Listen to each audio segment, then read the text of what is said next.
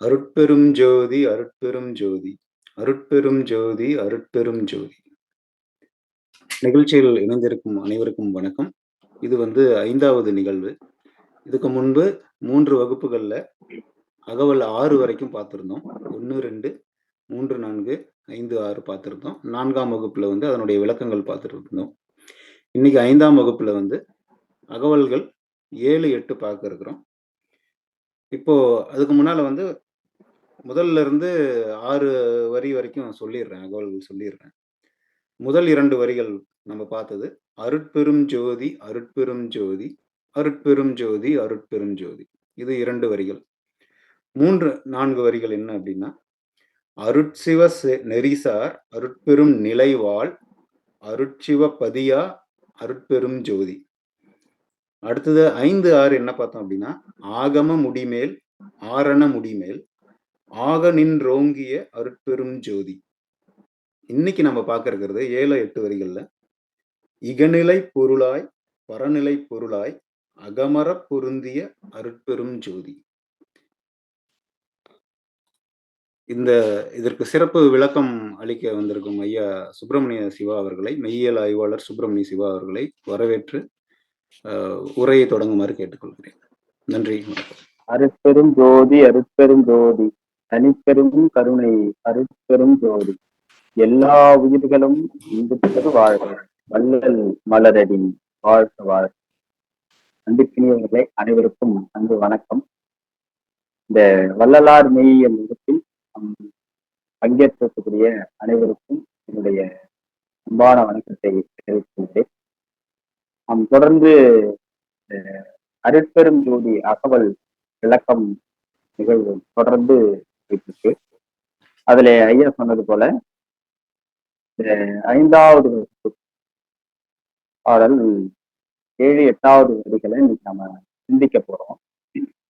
இது ஒரு முதன்மையான அகவல் என்றாலே ஒவ்வொரு வரியும் ஒவ்வொரு விதமான கருத்துக்களை அல்லது இறை அனுபவத்தை உண்மையை விளக்கக்கூடிய வரிகள் தான்.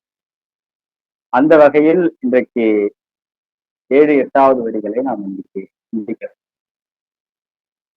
இன்றைக்கு சிந்திக்கக்கூடிய அந்த அகவல் வரிகள் இகநிலை பொருளாய் பரநிலை பொருளாய் அகமர பொருந்திய அருட்பெரும் ஜோதி. இகநிலை பொருளாய் பரநிலை பொருளாய் அகமர பொருந்திய அருட்பெரும் ஜோதி என்பதுதான் இதனுடைய ஒரு ஒன்லைன். இந்த ஒரு வரி விளக்கம் என்பது இக உலகமாக இகநிலையாக இருக்கக்கூடிய இந்த உலகியல் இருக்கக்கூடிய நாம் பார்க்கக்கூடிய இந்த உலகம், இந்த உலகத்தினுடைய பொருளாகவும் இறை அனுபவம் அருளியல் உலகம் என்று கொண்டு இருக்கிறது. அதுவே பரநிலை, அதுவே சிவ அனுபவத்தை அதாவது இறை அனுபவத்தை தரக்கூடிய ஒரு நிலை. இப்ப அகநிலையிலும் அதாவது இகநிலையிலும் பரநிலையிலும் 2 நிலைக்கும் மிக பொருத்தமாக அல்லது இரண்டையும் இணைத்த ஒரு உண்மையாக நிற்கக்கூடிய இறையே அருட்பெரும் ஜோதியே என்பதுதான் இதனுடைய ஒரு வழியான விளக்கம். அதாவது இகநிலை பொருளுக்கும் பரநிலை பொருளுக்கும் இரண்டைக்கும் இடையில் அதாவது இரண்டையும் பொருந்தி நிற்கக்கூடிய அருட்பெரும் ஜோதி என்பதுதான் இதனுடைய ஒரு வரி விளக்கம். இதுல நிறைய விளக்கங்களை நம்மளால சொல்ல முடியும். இந்த இகம் பரம் என்பதற்கான ஒரு சாதாரணமா ஒரு எளிய விளக்கம் நம்ம பார்க்கணும்.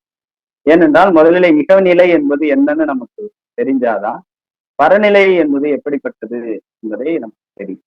இதற்கு முன்பு இருந்த அருளாளர்கள் எல்லாம் அல்லது அருளாளர்களுடைய அந்த அனுபவம் வைத்து பார்த்தால் பரநிலையை நாம் யாரும் இன்றைக்கு நாம் பார்க்கக்கூடிய எதுவும் அந்த நிலையை நாம் அடையவில்லை. என்றால் இறையாளர்களே அனுபவித்த அந்த அனுபவம் தான் பரநிலையாக இருக்கிறது. வள்ளல் பெருமானார் நிறைய இடங்கள்ல அது பற்றியான ஒரு நீண்ட குறிப்புகளை சொல்றார். இப்ப பொதுவாக இந்த இகம் பரம் என்பது எதை பற்றி பேசுது அப்படின்னா, இகம் என்பது இவ்வுலகத்தில் உள்ள உயிர்களையும் இவ்வுலகத்தில் உள்ள பொருட்களையும் குறிக்கிற சொல்லாகத்தான் சொல்கிறார். ஆனால் இகம் பரம் என்பது என்ன நிலை? இகம் என்றால் இவ்வுலகம், பரம் என்றால் அவ்வுலகம் என்பது. அவ்வுலகம் எங்கே இருக்கிறது என்பது எப்படி, இகநிலை என்பது எப்படி இருக்குது அப்படின்னா, இன்றைக்கு நாம் பார்க்கக்கூடிய டைமென்ஷன் சொல்றோம்ல, புறநிலைகள். அதாவது இப்ப நாம் வாழ்கிற இந்த உலகத்துக்கு இக வாழ்க்கை, இக வாழ்க்கை, பர வாழ்க்கை என்று இரண்டு இருக்கு. வாழ்வையே மூன்றாக பிரிக்கிற பொழுது இன்மை, அதாவது இன்மை வாழ்வு, மறுமை வாழ்வு, பேரின்ப வாழ்வு என்று பெருமானார் சொல்கிறார். அப்ப இன்மை வாழ்வு பற்றியும் பல குறிப்புகள் சொல்கிறார். அதாவது இன்மை வாழ்வு என்பது இந்த மனித பிறப்பெடுத்து இதில் அடையக்கூடிய, சரியாக பின்பற்றி ஈடுபெற அடையக்கூடிய இந்த நிலைக்கு பேர் தான் இன்மை வாழ்வு. இந்த வாழ்க்கைக்கு பெயர். மறுமை வாழ்வு என்பது அடுத்தடுத்த நிலைகளை பார்க்கறாங்க. அடுத்தது இந்த இந்த அகவல்லே அது பற்றியான எல்லையனும் அப்படின்னு ஒரு சிறப்பு பற்றி ஐயா சொல்றாங்க. அந்த வாழ்க்கையில நம்ம அந்த அகவல் பார்க்கிறப்ப இது குறித்தான இன்னும் விரிவான விளக்கத்தை நம்ம சொல்ல முடியும். ஏன்னா அது நீண்ட பகுதி, அதனால அதை விரித்து சொல்ல முடியல. அந்த அகவல் வரப்ப நான் அதை அந்த இன்மை மறுமை வாழ்வுக்கான முழுமையான விஷயத்த நான் அதுல நம்ம சொல்லலாம். நான் அதுக்கு பொருத்தமா இருக்கும் அந்த அகவலுக்கு. இதுல நம்ம புரிஞ்சுக்கிற ஒரு விஷயம் என்னன்னா, பரநிலைன்றது எங்கே இருக்குது அப்படின்னு நம்ம கேட்கலாம். இக வாழ்க்கை நாம் இன்னைக்கு பார்க்கிறோம், துன்பத்தை அனுபவிக்கிறோம். நாம் பார்க்கக்கூடிய பொருட்கள் இருக்கிறது, நிறைய இருக்கிறது. அது ஐம்பூதங்கள்: வெளி, காற்று, நீர், நிலம், தீ, இது போல வெப்பம். இதெல்லாம் இந்த ஐம்பூத கலப்பால், ஐம்பூத ஆற்றலால் படைக்கப்பட்டது இந்த உலகம். இதுவே அதாவது நாம் சொல்லக்கூடிய இக வாழ்க்கைக்கு பொருத்தமானது, அதாவது பொருட்கள் நிறைந்த உலகம் என்பது இருக்கு. இப்ப இதுல அறிஞர்கள் சொல்லக்கூடிய விளக்கம் ரொம்ப முக்கியமானது. பரநிலை என்பது ஆதி உணர்வை சொல்லக்கூடியதாகவும் சொல்கிறார். அதாவது ஒரு ஒரு உணர்விலிருந்து, அதாவது ஆதி மூலம், இன்றைக்கு பேரண்ட தோற்றம் பற்றி பேசுறோம். உலகம் எப்படி வந்தது என்று சொல்லுகிற பொழுது பிக் பேங் தியரி அதுக்கு ஒரு விளக்கத்தை கொடுக்கும். என்னன்னா, ஒரு புள்ளியிலிருந்து இந்த உலகம் வெடித்து ஒவ்வொன்றாக பெரும் ஆற்றல் உருவாகி, அதற்கு பிறகு உயிர்கள் உருவாகி, அதுக்கு பிறகுதான் மனித வாழ்வு என்பது முதிர்ச்சி அடைந்த ஒரு நாகரிகமான உலகத்தை நோக்கி நாம் இன்றைக்கு வந்திருக்கோம். ஆனால் அதற்கு முந்தைய நிலை எது? பிக் பேங் என்பது ஒரு குழந்தை வெளியே வந்தது போல. ஒரு குழந்தையை எடுக்கிற பொழுது ஒரு குழந்தை பிறந்ததுன்னா எப்படி சொல்றோம்? அது பிறந்த தேதியை வச்சு அன்னைக்கு பிறந்த வெளியே வந்த நாளைதான் சொல்றோம். ஆனால் அதுக்கு முன்பு என்னென்ன மாதிரி இருக்கு, 10 மாதங்கள் இருக்கிற, அதுக்கு முன்னாடி ஊடல் இப்படி இருக்குது இல்ல. இதெல்லாம் நம்ம கணக்கில் கொள்ளணும். அது மாதிரி இந்த பேரண்டத்திற்கு இந்த பிக் பேங் வெடித்து சிதறிய போது எப்படி நாம அதை சொல்றோமோ, உலகம் பிறப்பு பற்றி அதுல இருந்தா சொல்றோம். ஆனால் அதுக்கு முந்தைய நிலை என்ன என்று சொல்லுகிற பொழுது அவங்க என்ன சொல்றாங்க? ஒரு ஒன்றுமில்லாத காலம் என்று சொல்றாங்க. ஒன்றுமில்லாத காலம் அப்படின்னு அதை சொல்றாங்க. அறிவியல்ல அப்படிதான் சொல்லுது. அப்ப பிளாங்க் பீரியட்னு சொல்றாங்க. அதாவது ஒன்றுமில்லாத காலம். அப்படி ஒன்றுமில்லாத காலம் இருக்குமா அப்படின்னா, அது ஒடுங்கிய காலம். தத்துவத்தில், இறையியலில் அது ஒடுங்கி இருந்த காலம் என்று சொல்லுவாங்க. நமக்கு புரியுற மாதிரி சொல்லணும்னா, ஒரு கண்ணுக்குட்டி இருக்கு, பிறக்கும் போது ஒரு கண்ணுக்குட்டி இருக்கு. கண்ணுக்குட்டிக்கு இந்த கொம்பு இருக்கு. அந்த கொம்பு இருக்குதா? இல்ல, இருக்காது. அப்ப அந்த கொம்பு எப்ப வரும் அப்படின்னா, அது வளர்ந்து பிறகுதான் அந்த கொம்பு வருது. அப்ப அதுக்கு முன்னாடி அந்த கொம்பு எங்க இருந்தது என்றால் பூக்குமமாக அதனுடைய இந்த தலைப்பகுதியிலே இருந்தது. அப்படித்தான் ஒரு ஆற்றல் பருப்பொருளாக வெளியே வரும். அப்ப அந்த பருப்பொருள் இன்னைக்கு நாம் பார்க்கக்கூடியதை நீங்க பொருளை நீங்க பார்க்க முடியும். ஆனால் அந்த ஆற்றலை உங்களால் கவனிக்க முடியாது. அப்ப இந்த நிலையை வச்சு பாத்தீங்கன்னா, அறிஞர்கள் சொல்லக்கூடியது என்னன்னா, சூக்கும தேகம் நம்ம சொல்றாங்கல்ல, ஸ்தூல பொருள்னா இன்னைக்கு பருப்பொருள், கண்ணுக்கு தெரியக்கூடிய பொருள். சூக்குமம் என்றால் மறைந்திருப்பது அல்லது மறைப்பொருள் என்று பொருள். அப்ப மறையாக இருந்து, அதாவது மறைந்து சூக்குமமாக இந்த உலகம் இருந்து அது பருப்பொருளாக வெடித்து சிதறியது. அதனால்தான் நான் ஏற்கனவே சொன்னது போல இறை என்பது சூக்குமமாக இருந்தது, அதாவது மறைந்திருந்தது, தத்துவமாகவும் மறைந்திருந்த பொருளாக இருந்தது. அது தன்னை வெளியாக முதலில் வெளிப்பட்டது, அதுக்கு பேர் தான் வெளி. அதனாலதான் இறையாளர்கள் எல்லாம் சிவத்தை உங்களால் காமிக்க முடியாது, அருட்பெரும் ஜோதி உங்களால் காமிக்க முடியாது. ஆனால் அதற்கு முந்தைய நிலை எது என்பது வெளியே சொல்றாங்க. ஏன் வெட்ட வெளிய கடவுள் என்று சொல்லுகிறார் என்றால் இதுதான் பொருள், இதுதான் ரகசியமும் கூட. அப்ப நம்முடைய இறையாளர்கள் எல்லாம் வெட்ட வெளியே ஏன் சொல்லுகிறார்கள் என்றால் இறைநிலை பரநிலை என்பது அதாவது உலகம் பிக் பேங் தேரி என்ற ஒரு பகுதியிலிருந்து, அதாவது இந்த ஒரு புள்ளியிலிருந்து வெடித்து சிதறிதான் இந்த பேருலகம் இந்த பேரண்ட உருவானது என்று சொல்றாங்க. அதுக்கு முந்தைய நிலையில என்ன இருக்கிறப்ப அது சொன்ன மாதிரி ஒரு பிளாங்க் பீரியடு அப்படின்னு தான் சொல்றாங்க, ஒன்றுமில்லாத காலம் சொல்றாங்க. ஆனால் இறையாளர்கள் எல்லாம் அந்த நிலையை தூக்கும நிலை என்றார்கள். அதுவே இறை இருப்பு நேரம். அதாவது நான் ஏற்கனவே சொன்னது முன்னாடி நம்ம வகுப்புல சொன்னோம், இல்லது தோன்றாது உள்ளது மறையாதுன்னு சொல்றோம்ல. அப்ப எப்பொழுதுமே எது இருக்கிறதோ, நீங்க சொன்ன மாதிரி அனாதி இதெல்லாம் இருக்கு பாருங்க, இந்த இந்த இந்த தாட்ஸ் எல்லாம் ஏன் எப்படி வருதுன்னா அந்த நிலையில தான். பரநிலை அனுபவங்கள் ஏன் சொல்றாங்கன்னா அந்த நிலையை தான் குறிக்கும். அப்ப இறை என்கிற ஒன்றிலிருந்துதான் இந்த பருப்பொருள் உலகம் உருவானது. எனவே இறைக்கு, அதாவது பரநிலை என்று சொல்லப்படுகிற ஆதி நிலை சூக்கும நிலைக்கும் இன்றைக்கு அதிலிருந்து பிறந்த இந்த பேரண்டம், இந்த நாம் பார்க்கக்கூடிய இந்த உலகத்திற்கும் ஆதாரமாகி நிலை கலனாக இருப்பது யார் என்றார் அருட்பெரும் ஜோதியே என்று சொல்கிறார். இதுதான் அதனுடைய பொருள். அப்ப நாம கொஞ்சம் அதை இன்னும் விரிச்சு பேசணும் அப்படின்னா, இகநிலையில் இருந்து, அதாவது இன்றைய உலகத்தில் நாம் வாழ்கிற இந்த உலகத்தில் இருக்கக்கூடிய நாம் அடைய வேண்டிய இலக்கு என்பது பரநிலையை நோக்கித்தான். மனித வாழ்வு என்பது அப்படித்தான் பயணிக்க வேண்டும். அதுதான் இன்றைக்கு நம்மளுடைய அருளாளர்கள் எல்லாம் சொல்லக்கூடிய செய்தி அதுதான். வள்ளுவரும் அதான் சொல்றார், பொருள் இல்லாருக்கு இவ்வுலகம் இல்லை, அவருள்ளாருக்கு அவ்வுலகம் இல்லை என்பதற்கான பொருள் அதுதான். அருளை நீங்கள், அதாவது பொருளை ஈட்ட முடியும், ஆனால் அருளை ஈட்ட முடியாது. இன்றைக்கு இருப்பவன் இல்லாமல் ஆகலாம், ஆனால் அருள் என்பவர் நீங்க எத்தனை காசு கொடுத்தாலும் அருள் கிடைக்காது. ஏனென்றால் அருளை பெறுவதற்கு அதுவே நீங்க அது ஒரு பெரிய ப்ராசஸ். அதனாலதான் அந்த ஒழுக்க நெறியெல்லாம் கற்பிப்பதற்கான காரணம் என்பது அதுதான். அப்ப இத வள்ளல் பெருமானார் சொல்றப்ப இந்த செய்திகளை சொல்றாரு. இது பத்தி அருளாளர்கள் எல்லாம் நிறைய செய்திகளை, நிறைய விஷயங்களை சொல்லியிருக்கிறாங்க. அதுல ஒரு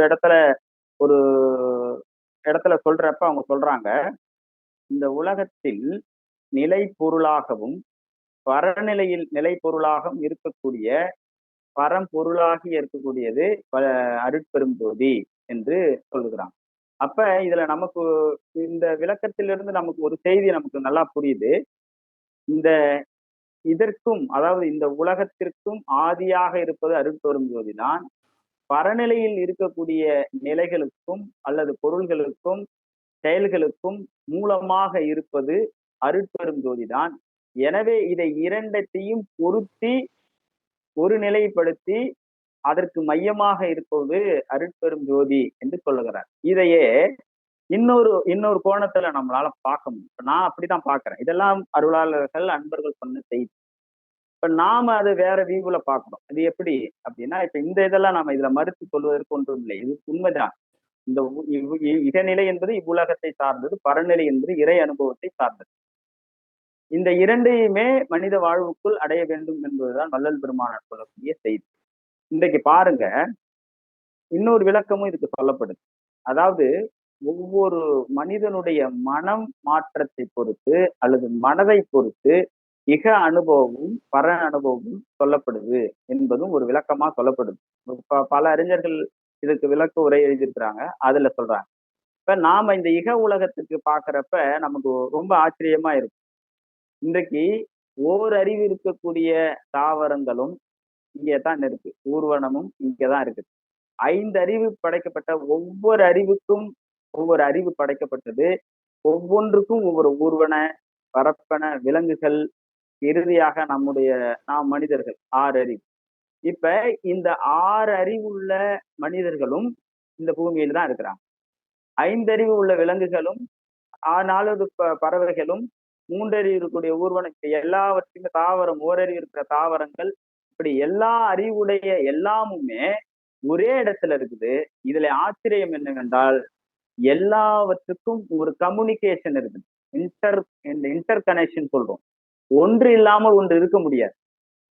ஒவ்வொன்றும் தாவரம் இல்லாமல் மற்ற உயிர்கள் இல்லை, மிருகம் இல்லால் எதுவுமே இல்லை. இப்படி ஒவ்வொன்றும் ஒன்று ஒன்றாக இணைக்கப்பட்டு இருக்கிற இதுதான் அந்த இந்த பேரண்டத்தினுடைய அந்த அமைப்பும் இறைவனுடைய படைப்பும் என்பது இதுலதான் ஆச்சரியப்படும். அப்ப இந்த நிலை என்பது இப்படித்தான் நாம புரிஞ்சுக்கணும். இப்ப இந்த பரநிலையை நமக்கு அடைவதற்கு என்ன, அதனாலதான் அதுக்கு முன்னாடி சொல்லக்கூடிய செய்திகள் எல்லாம் ஒழுக்கம். ஐயா 4 வகை ஒழுக்கங்கள் சொல்றாங்க. ஒரு எந்திர ஒழுக்கம் சொல்றாங்க. அதாவது தன்னால் சரி நல்ல விஷயத்த கேட்கணும், நல்ல விஷயத்த பார்க்கணும், நல்ல விஷயத்த கொடும் சொற்களை பயன்படுத்தக்கூடாது, கொடுமையா பார்க்க கூடாது. மனசில் கூட ஒரு அழுக்க நீங்க ஒரு இடத்துல திருவள்ளுவரே சொல்வார் ஒரு இடத்துல, நீங்க மனசார ஒருத்தவரை கொலை பண்ணணும்னு நீங்க நீங்க நினைச்சிட்டாலே அதுக்கு கொலைக்கு சமம் அப்படின்னு சொல்றாரு. அதுவே அறம் இல்லை அப்படின்னு. அப்படி ஒரு மன தூய்மை என்பது இருக்கணும். இப்ப இதெல்லாம் இந்த இகத்திலிருந்து பரத்திற்கு இந்த மனித வாழ்வு பயணிக்க வேண்டும். அதற்கு மூலமாக வழிகாட்டுவது, மெய்ப்பொருளாக விளங்குவது அருட்பெரும் ஜோதி என்பதுதான் நம்முடைய இந்த விளக்கத்திலிருந்து, இந்த பாடலிலிருந்து நாம் பார்க்க வேண்டிய செய்தி.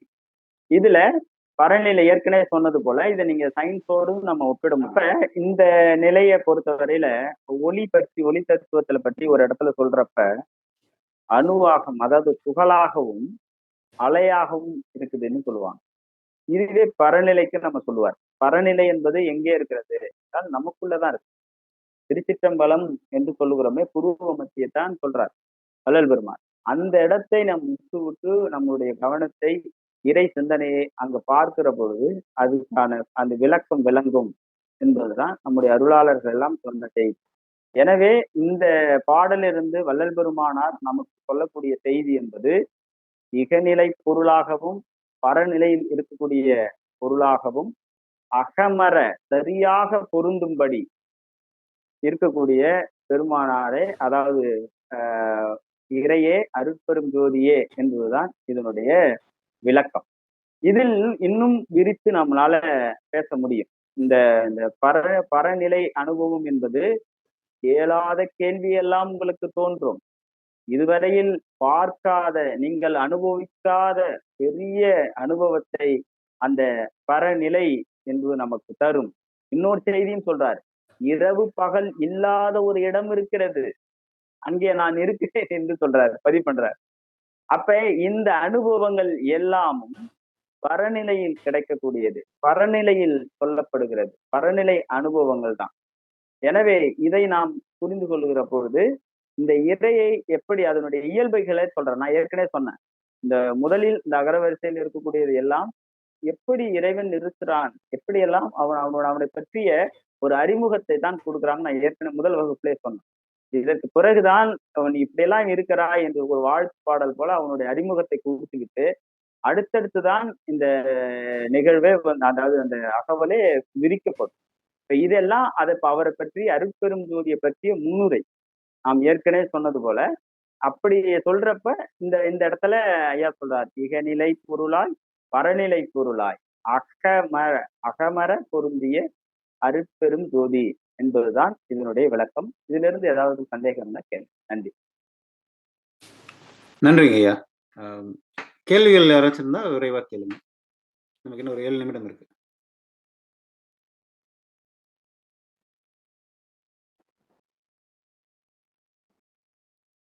சரிங்க, நான் ஒரு கேள்வி முன்வைக்கிறேங்க.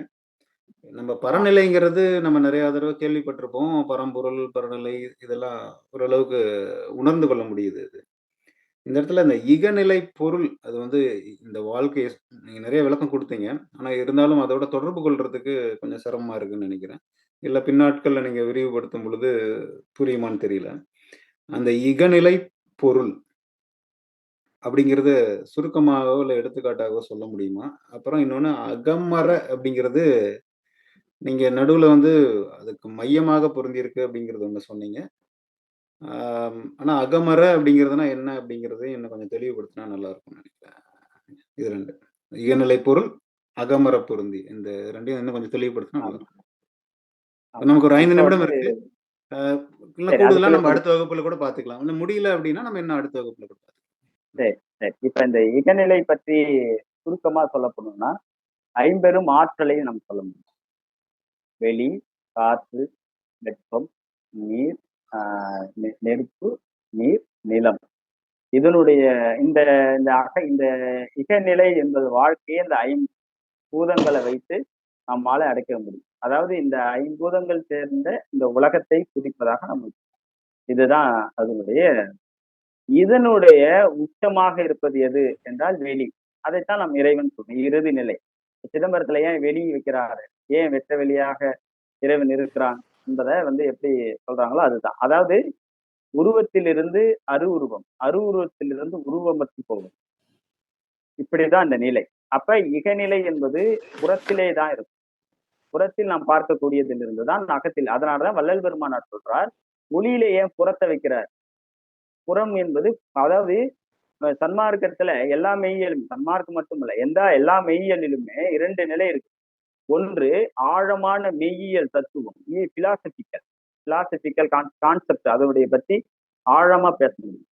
அதே போல் நடைமுறையில் வருகிற பொழுது காமன் மேனுக்கு அதாவது பொதுவான ஆட்களுக்கு புரியுது போல புறநிலையில் ஒண்ணு வைப்பாங்க. அதுதான் இது. இப்ப நீங்க வந்து இப்ப கண் ஒளின்னு ஐயா சொல்றாரு. 4 ஒளியில முதல்ல என்ன சொல்றாரு? கண் ஒளின்னு சொல்றாரு. கண் ஒளி. அடுத்தது மன ஒளி. அடுத்தது ஜீவ ஒளி. அடுத்தது ஆன்ம ஒளி. அப்ப ஆன்ம ஒளியை அடைவதுதான் நம்ம இலக்கு. அதுக்கு புறநிலையில் எது இருக்குது என்றால் இன்னைக்கு நாம் பார்க்கக்கூடிய வெளிச்சம். ஏனென்றால் ஒளி இல்லை என்றால் இருள்தான் இருக்கும். எந்த பொருள் நமக்கு கண்ணுக்கு தெரியாது. இது சரியானது, இது வண்ணம், இது வடிவம் என்பதை நமக்கு நம்ம அறிவுபூர்வமான விளக்குவது எது? இன்றைக்கு இருக்கக்கூடிய வெளிச்சம், ஒளிதான். அப்ப இந்த நிலையிலிருந்து அடுத்த நிலைக்கு நாம் போக வேண்டும் என்பதை புறநிலையில் வைக்கிறான். எல்லாமே இறைவனுடைய படைப்பு. நீங்க ஒரே விஷயம்தான். பரநிலையாக இருந்தாலும் இவ்வுலகம் அதாவது இந்த நிலை அகநிலை இந்த இகநிலைன்னு சொல்றாங்க. இந்த நிலையும் என்பாலும் எல்லாத்தையும் ஆற்றுவிப்பது எல்லாவற்றையும் பொருந்திருப்பது அதாவது அருட்பெரும் ஜோதி தான். அதே போல் இன்னொரு செய்தி என்னன்னா இந்த இகநிலையில் இருக்கக்கூடிய நம்மையே பரநிலைக்கு நம்ம ஐக்கியப்படுத்தி கொள்ள முடியும். ஏனென்றால் இந்த உயிர் இப்ப இது வந்து ஒரு பருப்பொருள், இந்த உடம்பு பருப்பொருளா இருக்கு. இந்த உடலில் கடவுள் இருக்கிறான்னு சொல்றாங்க. உள்ளம் பெரும் கோயில் ஊனுடம்பு ஆலயம் வல்ல திரானுக்கு வாய்க்கோபுர வாசல் தெல்ல தெளிந்தாருக்கு ஜீவன் சிவலிங்கம் கள்ள புலன் 5ம் காலா மணி விளக்கேன்னு பாடுறாங்க திருமுறை. அப்ப நீங்க சிந்திச்சு பாருங்க. இந்த இடத்தில் ஐயா சொல்றாரு சித்தபை எங்கே இருக்கிறது? ஆன்ம பிரகாசமே சித்தபைன்றாரு. எங்கே இருக்குது? இங்கதான் இருக்குது. நமக்குள்ளதான் இருக்குது அந்த அந்த ஆன்ம ஒளி. அப்ப ஒவ்வொரு பொருளுக்குள்ளும் இறைவன் இருக்கிறான். அவன் அகம் புறம் என்று இந்த நிலையை குறித்த நம்ம புரிஞ்சுக்கிட்டாலும் அகம் புறம் என்று வாழ்க்கையை நம்ம பிரித்தாலும் சரி, இகம் பரம் என்று தத்துவத்திலே சொன்னாலும் சரி, அதனுடைய மூலமாக இருப்பது எது என்றால் இறை என்கிற மூலம்தான் என்பதுதான் இந்த இது இப்படிதான் நாம அதை புரிஞ்சுக்கிறோம். 2வது இந்த அகம் என்பதுக்கு வந்து நிறைய பொருள் சரியானது என்று ஒரு பொருள் உண்டு. எனவே இந்த இந்த இடத்துல இருக்கக்கூடிய இந்த அகமற என்பது குறைவற்று நிறைவாக என்ற என்ற பொருளில் அது கையாளுகிறார்கள் என்பது அருளாளர்களுடைய அருளுரையிலிருந்து நாம் பார்க்க முடியும். இரவு பகலற்ற இடம் நாங்களே அதை பத்தி ஒரு சில வார்த்தைகள் மட்டும். ஐயா வணக்கம். நான் அடுத்த வகுப்புல நாம இதை பற்றி தொடர்ந்து நம்ம பேசலாம் ஐயா. அடுத்த வகுப்பு இது விரிவா பேசலாம். நன்றி நன்றி. வணக்கம் வணக்கம். வெட்டவெளியின் ரகசியம் வந்து இந்த இதுல பொருந்தி இருக்கிறது பத்தி நீங்க சொன்னது ரொம்ப நல்லா இருந்தது. அதாவது ஏன் பெருவெளி அப்படி இருக்கு அப்படிங்கிறது. இந்த 7, 8 வரிகள் ரொம்ப விளக்கமா நல்லா இருந்ததுங்க. ரொம்ப நன்றிங்க ஐயா. இணைந்திருந்த அனைவருக்கும் மிகவும் நன்றி. நம்ம மீண்டும் அடுத்த வாரம் அடுத்த வரிகளையும் பார்ப்போம். இந்த கேள்வி பதில்களையும் பற்றி பார்க்கலாம். நன்றி, வணக்கம். நல்லது.